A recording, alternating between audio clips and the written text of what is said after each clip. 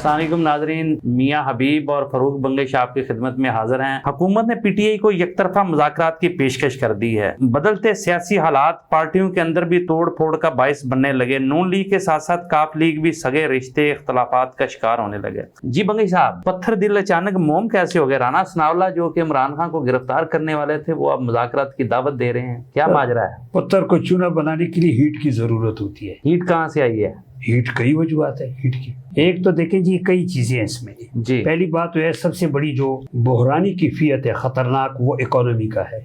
इन्होंने जिन लोगों से मतलब है पैसे मांगे, जिन दोस्त ममालिक से, इनको मेरे ख्याल में कहीं से कोई खास इमदाद नहीं मिली। वाहिद रास्ता IMF का है। IMF ने जो शराइत रखी है उसके मुताबिक एक तो डॉलर जो है ज्यादा से ज्यादा अगर एक कुछ आ जाएगा 186 तक ले आएंगे, लेकिन पेट्रोल की जो कीमतें हैं ये 260 तक तो लेके जाएंगे, ये 230 तक 36 तक तो ये खुद कह रही है। तो इकोनॉमी ने तो इसको घेर लिया है। खतरे का जो सायरन है वो बच चुका है इकोनॉमी के लिहाज से। और यही वजह है कि बाज़ मुक़द्दर हल्कों में भी इस सिलसिले में काफ़ी हलचल डेडलाइन तक जा रही है। सियासी तौर पे अगर देखा जाए तो इत्तेहादी टूट रहे हैं, कहीं रस्ते में मेरे कारवां तनहा न रह जाए, ये भी एक चीज है। 3 स्टार लिमिटेड कंपनी का जो टेंडर है वो मनसूख कर दे, हुक्मरानी का टेंडर। और इसके अलावा एक वजह जो है एक सर्विसमैन का बड़ा रोल है इसमें, जिस तरफ कोई तवज्जो नहीं दे रहा है। इनको जो असल में टकोर दिया गया है एक सर्विसमैन की तरफ से टकोर दिया गया है, क्योंकि उसमें बाकायदा तौर पर राना सनाउल्लाह को नॉमिनेट किया गया था। और आपको पता है कि लॉ एंड ऑर्डर के हवाले से और फिर मुल्क की सालमियत के हवाले से, डिफेंस के हवाले से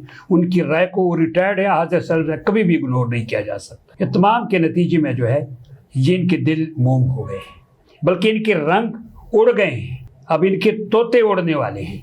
खान साहब, 2 बातें आपने बड़ी अहम की। एक तो देखें, जब टेंडर हो गया, एक ठेका आपको मिल गया कि ये 3 स्टार कंपनी जो है इसने रूल करना है, तो फिर टेंडर मनसूख कैसे हो सकता है? ये तो पाँव के नीचे से कलीन खींचने वाली बात है ना। बगैर इजहार वजूद एक लफ्ज़ लिखा जाता है ना, मजाज अथॉरिटी को अख्तियार होता है। मजाज अथॉरिटी को इख्तियार होता है टेंडर देने से पहले तक। जब टेंडर दे दिए जाएं, नहीं ये तो जमा कराए थे। कौन से इनको टेंडर मिले थे? ये तो जमा कराए थे इन्होंने, जमा इजाजत मिलने के इन्होंने हुकूमत शुरू कर दी थी, इन्होंने कंपनी स्टार्ट कर दी थी। पर ये अपनी जगह पर, लेकिन मैंने अखज़ किया ये इन्होंने ऐसे ही जो है ना मुज़ाकरात की दावत नहीं दी इमरान खान को। हीट है, ये हीट अपनी जगह पे है, लेकिन ये फंसाना चाहते हैं इमरान खान को। ये चाहते हैं कि ये सारा बोझ जो है ना वो हमारे कंधों पे ना पड़े, हम जो है किसी और को भी साथ मिला लें और कौम को ये तासर दें कि ये सब का यूनानिमसली फैसला था। जिस किस्म की महंगाई और ये सारे मामलात हैं उसमें इन्वॉल्व करना चाहते हैं। वो चाहते हैं कि किसी ना किसी तरीके से, अब इनकी हद्दुल मकदूर कोशिश है कि इमरान खान PTI किसी स्टेज पर हमारे साथ मुज़ाकरात में शामिल हो जाए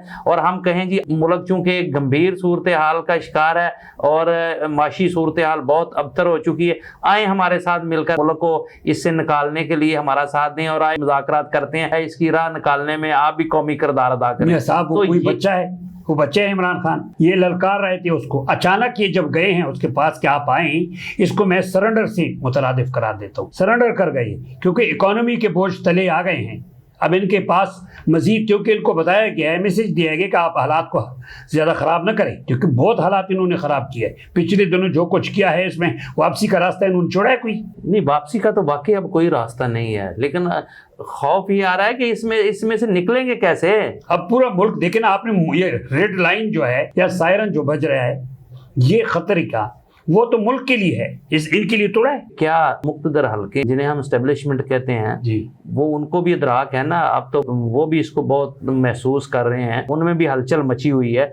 वो क्या एक स्टेज पर इनको बिठा सकते हैं या कोई कौमी डायलॉग करवा सकते हैं तहरीक इंसाफ को भी, मुस्लिम लीग नून को भी, या तमाम पॉलिटिकल पार्टीज को एक फोरम पे बिठा के कहें जी इसका हल निकालें? ऐसा मुमकिन है? देखिए जी, वो इदारों को पहले भी इदराक था, अब भी इदराक है, उन्होंने पहले भी कोशिश की है। अब तो इनको बता दिया गया कि भाई 2 लाइनें, एक तो आपने ये लाइन ऑर्डर की सूरत हाल को इतना नहीं खराब करना है, दूसरा इकोनॉमी को संभाला दो, वरना ये मुल्क के लिए बहुत बड़ा बहरान पैदा हो सकता है। खान साहब, बहरान तो पैदा हो चुका है, हो क्या सकता है, लेकिन बात यह है कि ये जितने मर्जी ढकोसले कर लें, जो मर्जी इधर उधर की आएँ शाएँ बाएँ कर लें, जो सियासी अदम इस्तेकाम पैदा हो चुका है उसका एक ही हल है और वो है जनरल इलेक्शन। जब तक ये नया इलेक्शन नहीं होता, ये जो मर्जी कर लें, हालात स्ट्रेंथन नहीं होने, इनमें इतनी सख्त नहीं है کہ یہ معاملات کو آگے چلا سکیں. معیشت مضبوط ہو ہی نہیں سکتی, آپ پہ کوئی اعتبار کرنے کے لیے تیار ہی نہیں جب تک ایک مضبوط سیاسی حکومت معرض وجود میں نہیں آئے گی, جب تک لوگوں کا مینڈیٹ نظر نہیں آئے گا کسی حکومت کا. یہ اس کو مینڈیٹ نہیں دیا گیا حکومت کرنے کا, یہ تو مینجمنٹ کی رکاوٹ بھی تو یہی ہے نا, آپ تو وہی بات کرتے ہیں, رکاوٹ بھی تو یہ آئی میں اپنے شرائط رکھنا ہے, وہ شرائط پورے نہیں کر سکتی. دوستوں کو نظر آ رہا ہے کہ عدم استحکام ہے, اس عدم استحکام میں کون سا دوست ملک ان کا ساتھ دے گا؟ بجٹ پیش کر دی ہے انہوں نے, دیکھیں جی اب سر پہ آ گئی ہے, ان کے پاس کوئی راستہ نہیں ہے, اب آ رہی کہ جی آپ ہمارے ساتھ بیٹھ جائیں. چند دن پہلے تو آپ نے پتہ نہیں کیا کچھ کرنا تھا, ان کو صلاحوں کے پیچھے لے کے جانا تھا, اب آپ مذاکرات پہ کیوں آ رہے ہیں, کیا وجہ ہے؟ سیاست کتنا بے رحم پیشہ ہے, ذرا اس کی گہرائی میں جائیں کہ سگے رشتہ دار جو ہیں وہ ایک دوسرے کے دشمن بن گئے ہیں. بدلتے ہوئے سیاسی حالات میں پارٹیوں کے اندر ٹوٹ پھوٹ ہوتی رہتی ہے, لیکن یہ میں دیکھ رہا ہوں کہ سگے رشتہ دار جو ہیں ان میں اختلافات پیدا ہو گئے ہیں. مسلم لیگ نون کے اندر تو تھا ہی, وہ تو کافی عرصے سے چل رہے تھے, وہ اب ایک نئی شکل اختیار کرتے جا رہے ہیں. اس کے ساتھ ساتھ کاف لیگ کے اندر چودھری شجاعت اور پرویز لائی کے درمیان اختلافات پیدا ہو گئے ہیں, بلکہ ان کے تیسرے بھائی جو چودھری وجاہت ہیں, بڑے دبنگ قسم کے سیاستدان ہیں, وہ ڈنڈی پٹی بھی قائم ہے, وہ بھی اختلافات کا شکار ہو گئے ہیں. اور خاندان میں پہلے تو ایسے لگ رہا تھا 2 دڑے بن گئے, اب 3 دڑے بنتے نظر آ رہے ہیں. تو یہ سارا کچھ جو ایک کھچڑی پک رہی ہے, لوٹے بنانے سے لے کر اب وہ گھریلو نچاکیوں کی طرف بڑھ گئی ہے. آپ بات سنیں میری, نواز شریف صاحب جو ہے وہ سرگرم ہو گئے ہیں. ان کو بتایا گیا ہے کہ شہباز شریف صاحب پارٹی کو بالکل ٹائم نہیں دے سکتے, لوگ بھی ہم سے متنفر ہو رہے ہیں, ہمارے پاس بیانیہ بھی کوئی نہیں ہے, اور کئی لوگوں کے رابطے بھی ہو چکے ہیں دوسرے پارٹیوں کے ساتھ. اب قیادت سے اس کی چھٹی کرانے کے لیے وہ سرگرم ہو گئے. انہوں نے قانونی ماہرین سے بھی رابطے شروع کیے, انہوں نے گورنر سے بھی رابطے شروع کیا کہ کسی نہ کسی طریقے سے میری ملک کو واپسی جو ہے ممکن ہو جائے. ان کی واپسی ہو بھی جاتی ہے, لیکن وہ تو پارٹی سربراہ پھر بھی نہیں بن سکتے. اگر وہ اہل ہوں گے تو پھر وہ پارٹی سنبھال سکتے ہیں, ورنہ نہیں سنبھال سکتے. جو صدر ہوتا ہے اس کے سائنوں سے پارٹی ٹکٹ جاری ہوتے ہیں, وہ جس کو چاہے پارٹی ٹکٹ دے, جس کو چاہے نہ دے. نواز شریف کسی کو ٹکٹ دینا چاہے, شہباز شریف اس کو روک سکتا ہے قانونی طور پر, اس کی مرضی ہے وہ دے یا نہ دے. اقتدار جب تک نہیں تھا شہباز شریف اور تھے, اب جب اقتدار آ گیا تو اس کو اپنے اقتدار کی بھی فکر ہے, پارٹی کی بھی فکر ہے. وہ اگلی مینجمنٹ کے طور پر وہ کیا آپ کیا سمجھتے ہیں کہ وہ نواز شریف کو مضبوط کرنے کے لیے پارٹی چلائے گا؟ وہ اگلی حکومت دیکھے گا کہ اگلی دفعہ اگر میری حکومت بنتی ہے تو یہ لوگ میں جن کو ٹکٹ دوں گا وہ میرے ساتھ ہوں گے. اگر نواز شریف ٹکٹ دے گا تو وہ شہباز شریف کے ساتھ کیوں ہوں گے؟ تو نواز شریف کیا اس طرح وہ سرنڈر کر جائے گا؟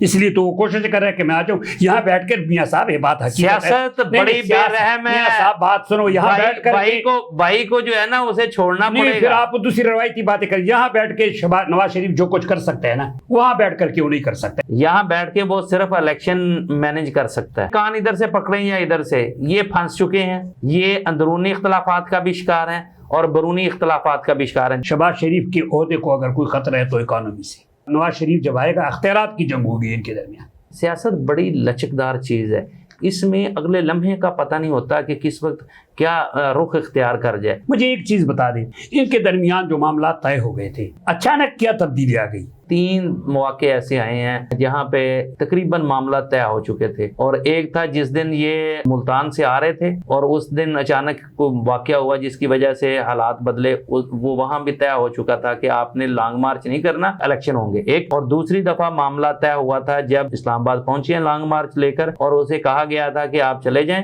ہم الیکشن کروا دیں گے, آپ فکر نہ کریں. لیکن اس کے بعد پھر معاملات خراب ہو گئے. اس پہ بات کریں گے چونکہ اب وقت بہت کم ہے. اس پہ تو اہم بات ہے کہ جناب وہ کون تھا جس نے اس مذاکرات کو خراب کر دیا, کیونکہ ان اسٹیبلشمنٹ نے اس کو باجماعت اور رخصت کرنے کا فیصلہ کیا. چونکہ یہ لمبی بات ہے, اس پہ کل بات کریں گے. ناظرین, پروگرام دیکھنے کا بہت شکریہ, اپنا بہت سارا خیال رکھیے گا. اللہ حافظ.